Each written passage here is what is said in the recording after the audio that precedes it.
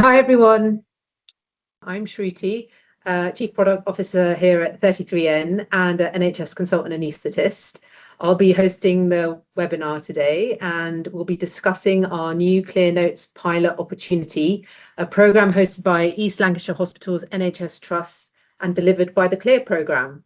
So just a brief reminder that today's webinar is being recorded so we can share afterwards with those who registered. So if you've got colleagues that are unable to attend but have registered, don't worry, we'll be sending it out afterwards so that everyone can see the information afterwards. In today's webinar, we'll discuss our Clear Notes pilot opportunity, which will allow trusts to implement Clear Notes with structured support, robust governance, and a focus on measurable outcomes, as well as the use of the technology, the AVT, for 6 months. There's no upfront cost or financial risks to the participating organisations. The programme offers practical, low-risk way to trial AVT while building the evidence that you need as an organisation to evidence the impact that you need to potentially A, obtain the technology first, and B, scale it within your sites. So we'll take a quick look at our agenda today before we get things started. And on the agenda, we'll kick off with a talk from Tony MacDonald, Chief Integration Officer from East Lancs Hospital NHS Trust, who will outline ELHT's role in this programme and the importance of evidence-driven procurement. I'll then go on to give a more detailed view on Clear Notes, its features and our implementation support, the impact of the technology and the details about the opportunity and what's included in the 6-month pilot and the next steps and the EOI process. We'll finish with a Q&A. That's your opportunity to ask questions about Clear Notes and the opportunity.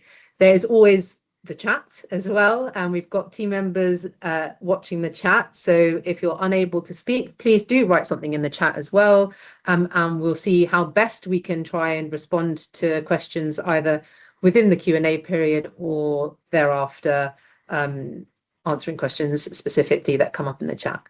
So that's all from me at the moment. I'm going to hand over now to Tony, who will start us with the webinar from ELHT's perspective. Thank you, Shruti. Hi, everyone. I'm Tony MacDonald. I'm the Chief Integration Officer here at East Lancashire Hospitals. And within my portfolio, I've got data, digital and technology as one of my areas of responsibility.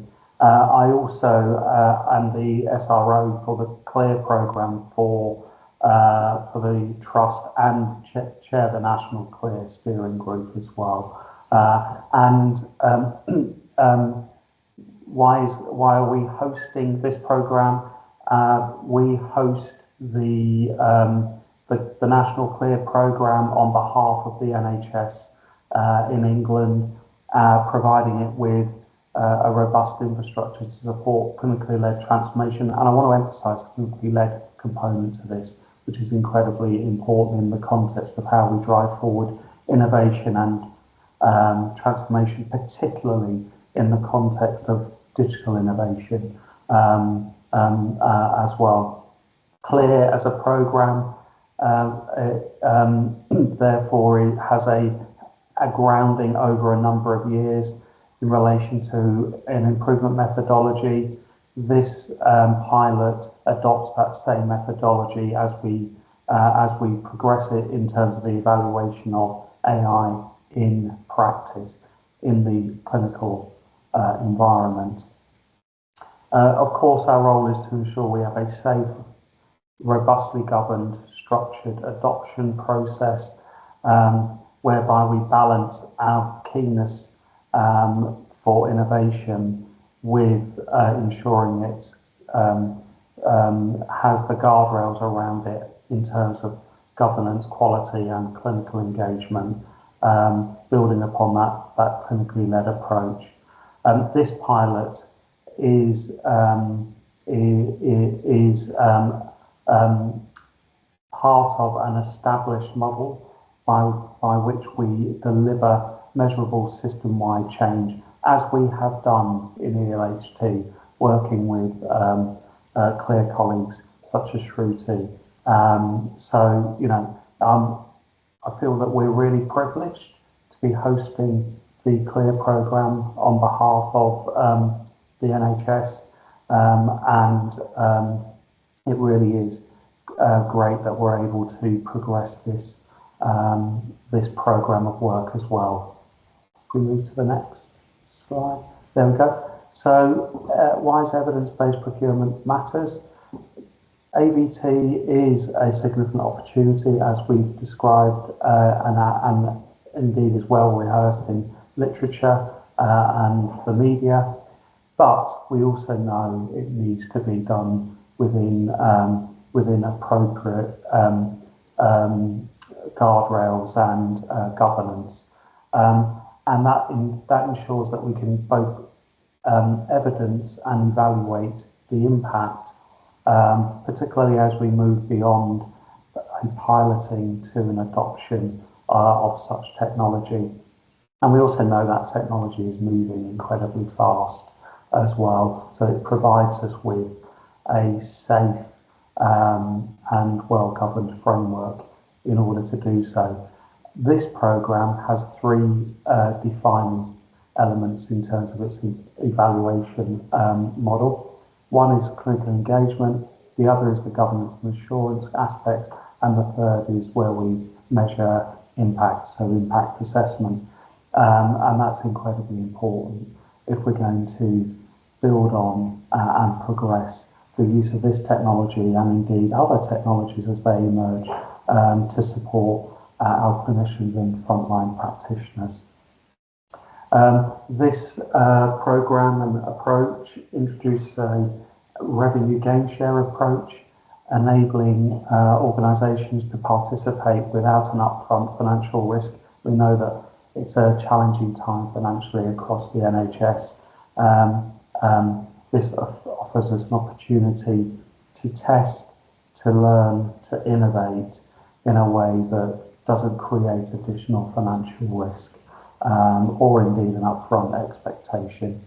It thus creates a mechanism by which we can also generate, share our learning and impact through the transfer of evidence at scale as well. And of course, one of the things that the NHS at times is criticised for is that it doesn't share best practice as effectively as it could. This affords us the opportunity through this programme and with our partners who progress with this to move not just from experimenting and testing but having the confidence to adopt on a system-wide basis AI technologies as we go forward, but again to do so within a safe and well-governed environment. Next slide, please. So what we intend to do through this is to demonstrate value whilst building a scalable model. We've seen at ELHT the real and genuine productivity improvement in our preoperative clinical setting through the use of clear notes.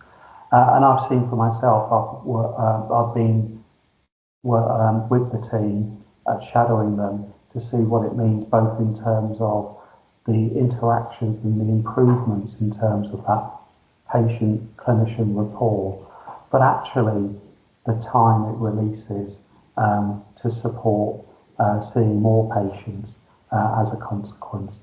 It's absolutely fantastic. And in fact, if I reflect on talking to some of my colleagues in pre-op assessment, their lasting message to me was to make sure we build on and not take away this technology. The approach through this programme and our priority is that robust evaluation though. So understanding where it delivers the greatest value and ensuring that we roll it out on an evidence-based basis. And we hope that through this programme we will be able to do that and thus establish a repeatable and scalable model for how we can adopt roll out, but also evaluate this and other emerging technologies as we go forward as well. So thank you very much for your interest in this. We're really looking forward to working with you as we go forward and learning together and improving together and innovating together. So Shruti, back to you, I should say. Thank you so much, Tony. Wonderful. Yeah, it's a real privilege to work with Tony and the team at East Lancs. Great bunch there. So I'm going to carry on to tell you about what ClearNotes is, the offer and the revenue gain share model. Thank you. Next slide, please. So I'll speak quickly to the National Clear Programme, although Tony has already spoken to what the programme aims to deliver. But it has done for many years complex transformation work in the NHS, which is data-driven and puts the clinicians at the forefront of that change. And it really aims to harness the technology and enhancing capability within the workforce to shape services for the future and improve the care that we give to patients. Like mentioned earlier, we're hosted at ELHT and have had numerous projects across England in numerous different specialties. Next slide, please. Great. So what is ClearNotes and what does it do? So hopefully you all are aware of AVT. And so ClearNotes is a type of AVT technology. It securely captures consultations between clinicians and patients and/or any other conversations that might happen in a clinical forum, takes those conversations and generates structured notes according to prompts that are given by the clinical team, governed by the Clear team. So this allows for draft notes to be generated rapidly within seconds and then reviewed and edited before they're signed off by the clinician who's using the tool and then entered into the EPR. So what we know from our deployments is that this technology really enables clinicians to stay fully present in conversations with patients rather than having to look down at their notes or across to a screen to type. And it also affords some headspace to the clinicians as well to have more in-depth and meaningful conversations as well. It creates structured outputs as required by the clinical workflows, and our team spend a lot of time trying to understand what it is that the clinician needs and how ClearNotes can effectively give the clinician what they need and enable them to reduce the administrative burden that is generated by admin and writing notes that can really rack up over the course of clinics and weeks and months. Thank you. So next slide, please. So ClearNotes is available in a desktop format and a mobile app. So we appreciate that different clinicians have different types of workflows. Many clinicians may sit in a clinic type format. Others may be out and about. Our community colleagues often go to places where there's very little Wi-Fi signal. So we have offline capability in our mobile app, but also likewise, even in the acute scenario where someone may be at the cath lab and having to do notes after having done a procedure, using the mobile app for them is incredibly convenient.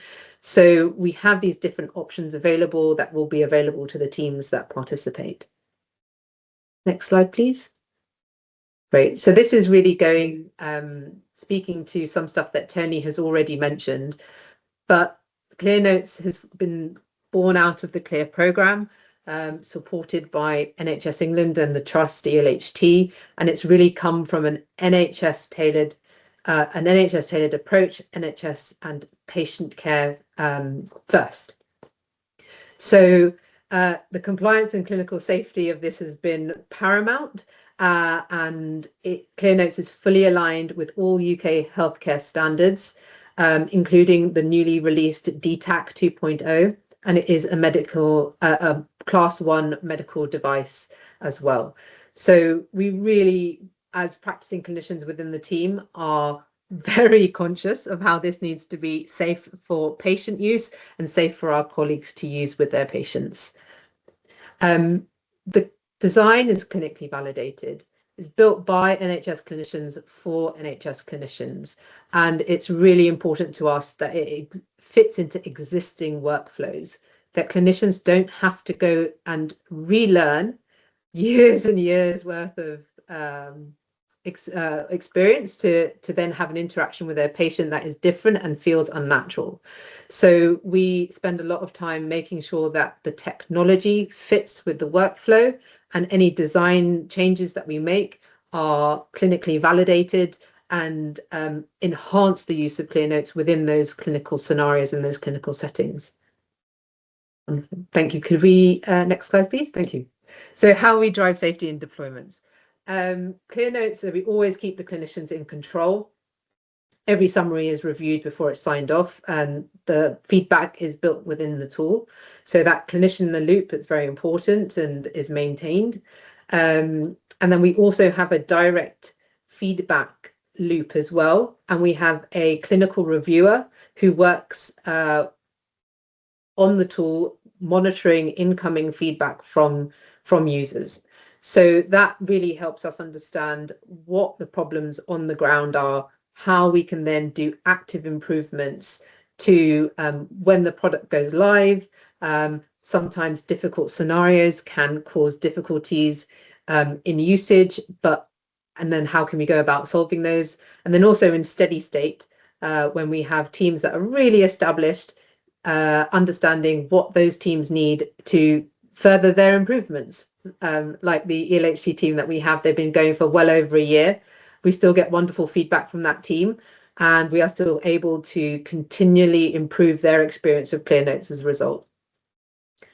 Before deployment of Clear Notes, like I said, so as a clinical team, we make it our job to understand how your teams intend to use it, so that it can be optimized and tailored for your workflows.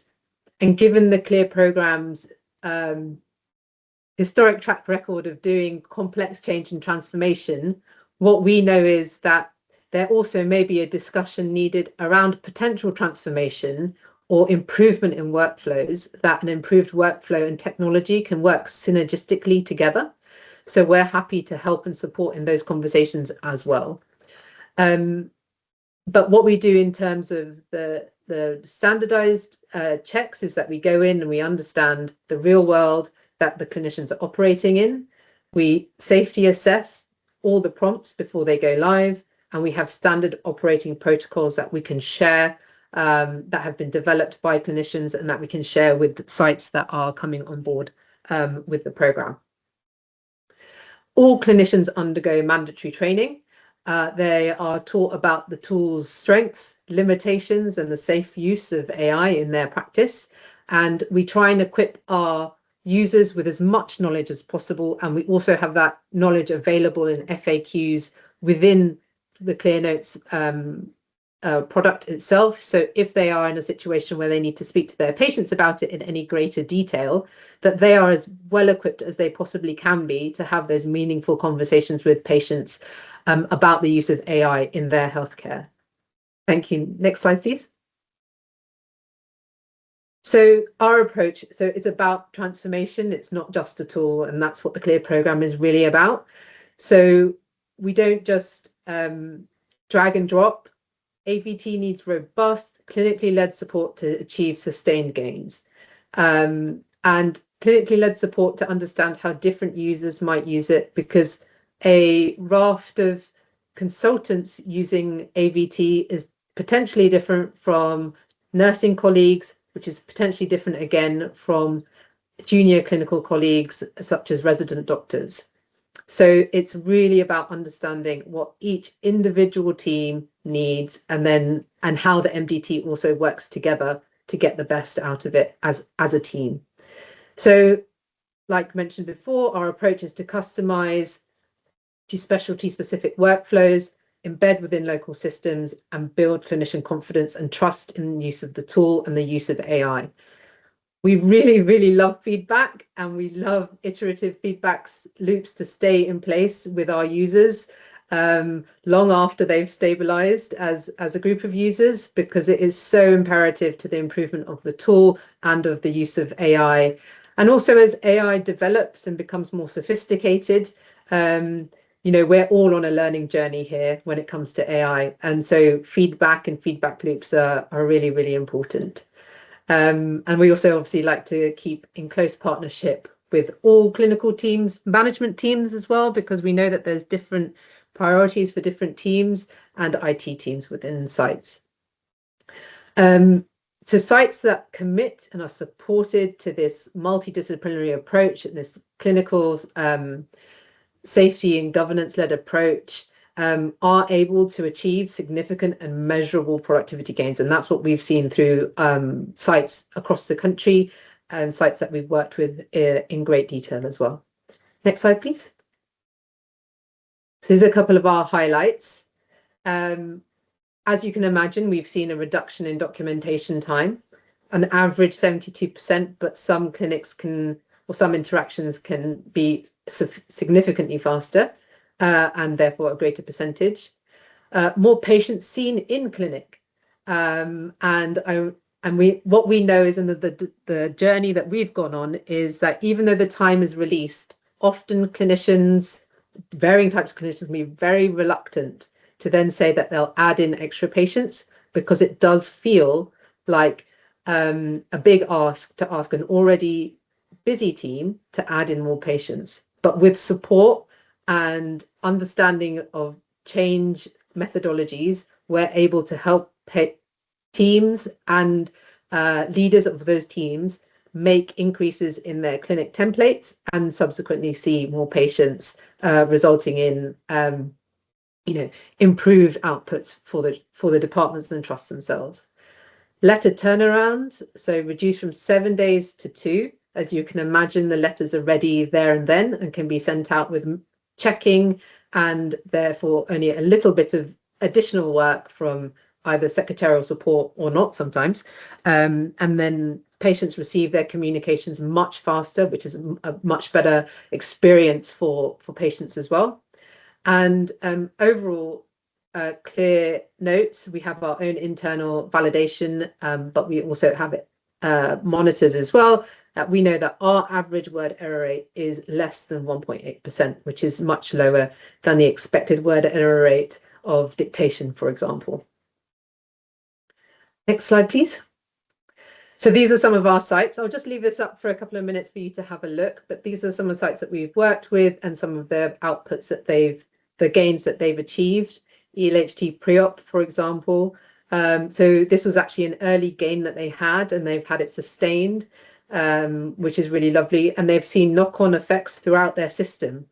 So if you have more patients being seen in a standardized way, they have a greater, a larger fit pool, as they call it. So more patients can be called on to theatre. So scheduling for theatre has improved, and utilization of theatre subsequently has improved as well.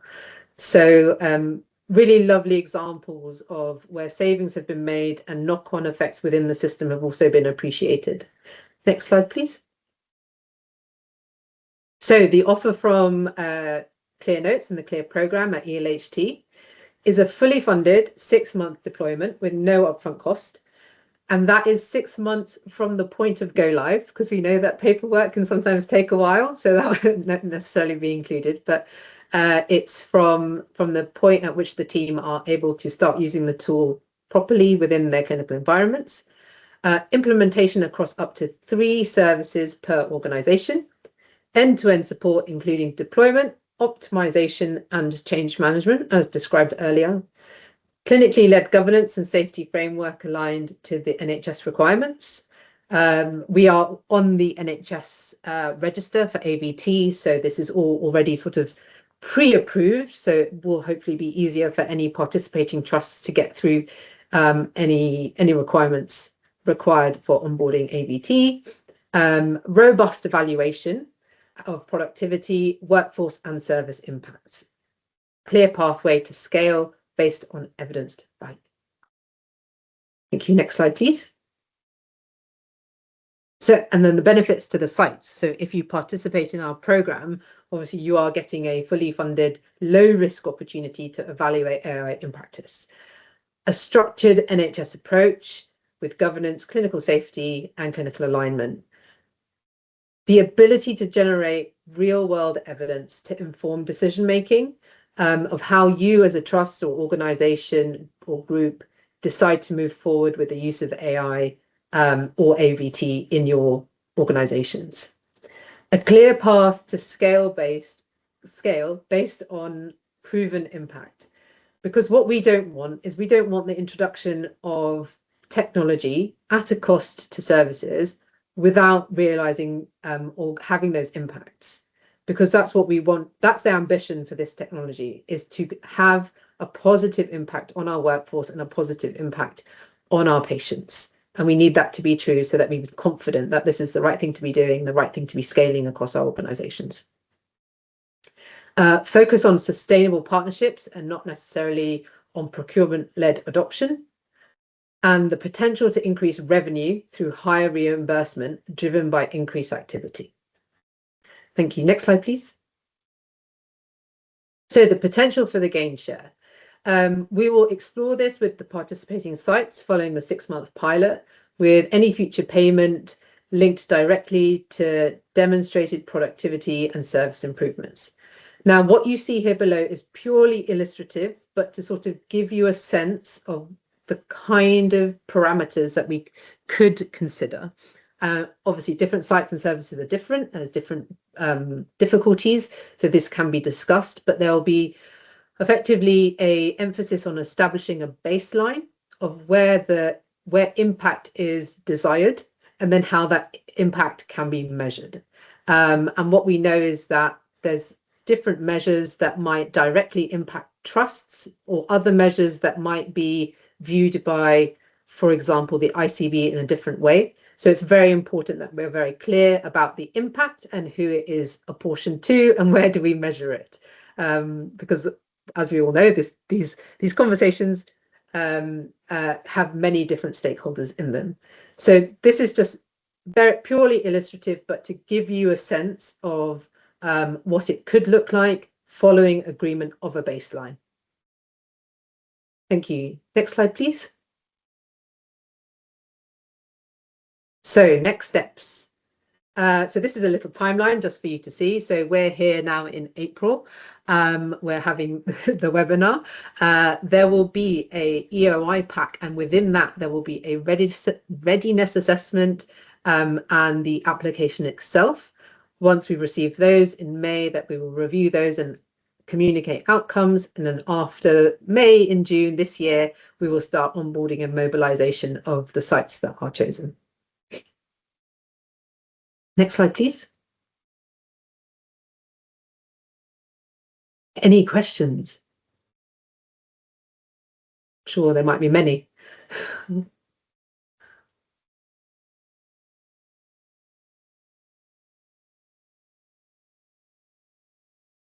Oh.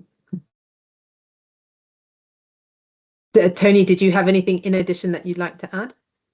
No, I thought it was really comprehensive. The information pack is in the chat together with the EOI form, the expression of interest form for participants on the call. But no, I thought it may be that we've been so comprehensive there aren't any questions. Shruti. It's possible. It is possible. So yeah, just to reiterate, so what wasn't on our lovely Gantt chart was the date. So the EOI deadline is the 30th of April. And within that, there is the readiness assessment. So if you are, as an organization, able to complete the readiness assessment and download the report and have that or keep that, it's something that we'll then subsequently ask for. But yes, I see a hand up. Hi, I think that's fine. I'm Sarah McKinnon Yep. from Bolton. Sorry if you did cover it. Which are you working alongside a specific EPR or various EPR providers, or is it kind of standalone and then people are? I'm just trying to think about it practically. Yeah, exactly. So so ClearNotes has the ability to integrate, but obviously in the course of a 6-month pilot, to actually get site specific integration up and running would be a challenge, and I would love to meet a tech team that would be, able to do that. But it would be standalone in its first instance. But yes, if there's an option to go forward, it does integrate. We have integrations with IMS Maxims, the Cerner Sandbox, and are looking to do integrations with EMIS and System One as well. So yes, it's integration ready, but probably for the purposes of a pilot, we'd test it in a standalone scenario. And that's why we're giving you the opportunity to consider the specialties with whom you test it with as well, because there may be some where EPR integration must be there as a condition, where others not necessarily. So yes. Thank you, that's helpful.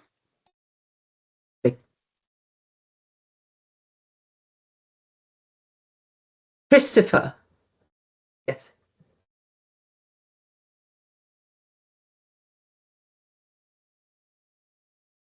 Oh, was that a hand up from Christopher North and then it went down? Maybe. Sorry, can you hear me now? I think Oh, yes. Rachel had a hand up first. Ah. Yeah. Rachel. Hi, thank you. So I don't mind the order. I'm Rachel Lucidam. I'm from Cheshire and Mersey Rehab Network based at the Walton Centre. I was just wondering how the technology copes with, multiple people talking, like an MDT meeting rather than just a clinic setting. Has it got capacity to kind of pick up people's voices and distinguish between that and capture an MDT meeting, for example? Yes. Yeah, so it's got multi-speaker functionality and can pick up different speakers that are participating. Yes, yeah, that can happen. And then I guess it depends on how you want your goes into the clinically relevant piece. So how do you want your output structured? Is it that you'd want it as a letter that just summarizes everything, but then there is the record there that there were these individuals? But yes, it can work in different ways around multiple speakers. Lovely, thank you.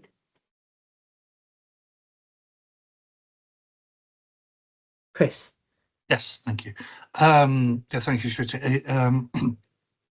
Really clear presentation. I suppose I'm just point out I work for a mental health trust. And I know that we have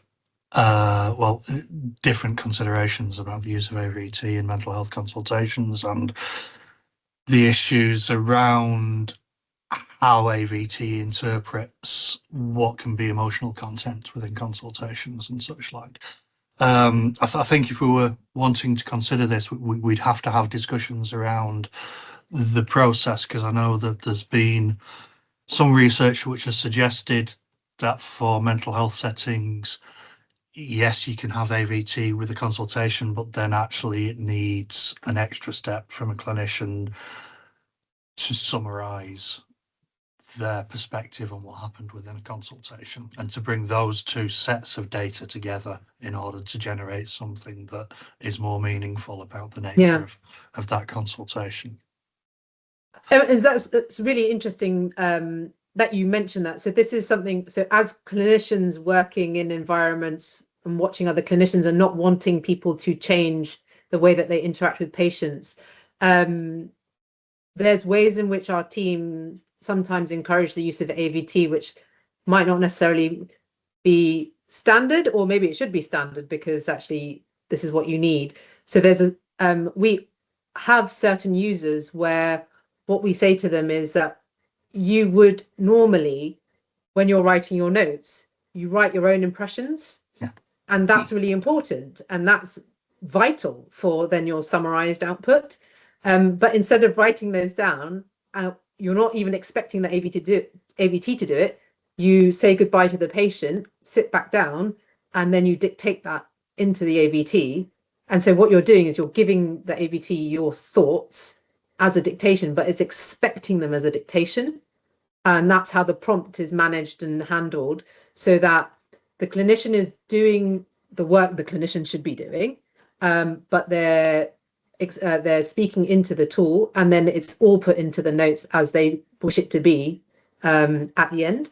So I appreciate that example for mental health is a much bigger, is not just a simple dictation at the end of seeing a patient, but just to give you the example of how we see this technology can be used in actually a variety of ways within the same interaction to get the output that the clinician needs. Okay. So yeah, we're really, and we're working with them, we'll be working with the Mental Health Trust actually quite soon. So it's definitely something that we've learned along the way with the different specialties that we have worked with, and we know that some of these things, it isn't just cookie cutter, it isn't just let it play and let it do the work, but it's about how also the clinicians interact with it to get what they need. Okay, thank you. And just following up on the first question, in the absence of an integration, Yes. how are you expecting organisations to move that data into the EPR? So the current workflow is cut and paste, which a lot of organizations are happy to do, obviously for a trial period. There's ways, depending on the different systems that you use, again, it's something we look at very carefully, and depending on the onward workflows that that clinicians use. So if you have an onward workflow with a secretarial team, there is the option to cut and paste into, say, for example, WinScribe or Dragon, so that the continued workflow with the secretaries can carry on as expected. Or it could be a direct cut and paste into the EPR, into where the notes are expected. So our nursing colleagues, one team of nursing colleagues, cut and paste directly into there. They have a new Cerner form that generates the letter, and then they generate the letter from there. So we're pretty au fait with helping people with a cut and paste workflow that makes sense and doesn't disrupt current practice, or helping them come up with, like, for example, the Cerner form option that then helps them get the output that they need. See the latter will help with structured data within an EPR, Yeah. wouldn't it? Yeah. Yeah. And then I suppose that's what I was thinking, is that would it require a degree of, I know some companies copied into progress notes, but some copied into a template so that you can capture the structured data within the EPR by importing it into the EPR. Yeah. Okay. Thank you. Yeah, that's helpful. You're welcome.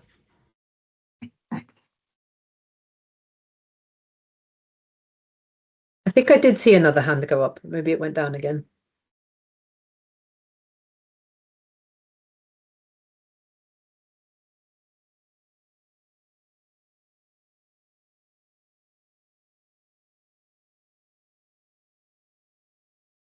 I don't know, has there been anything in the chat? I haven't been monitoring the chat, so I don't know if anyone's anything. No. Okay, so no. Oh, thank you, Namisha. Thank you so much. Well, it's one of those things. We've given you a lot of information. Please go away and go over the recording. If you then have any questions thereafter, the team are happy to field additional questions as well. So you can always contact the team, and we can take it from there. So I really hope you found today's session informative and that you feel encouraged to apply to the CLEAR program. So we've shared the information pack in the chat. You'll see it there. Any questions or queries about the information pack, obviously, please do let us know. If you wish to submit, the deadline is the 30th. If you do have any questions in the meantime, did we put the email in the chat? So it's info at 33, thank you very much, info@33n.co.uk. Lovely. Thank you so much, everyone. I hope you all have a wonderful afternoon. And it's great to see so many of you here.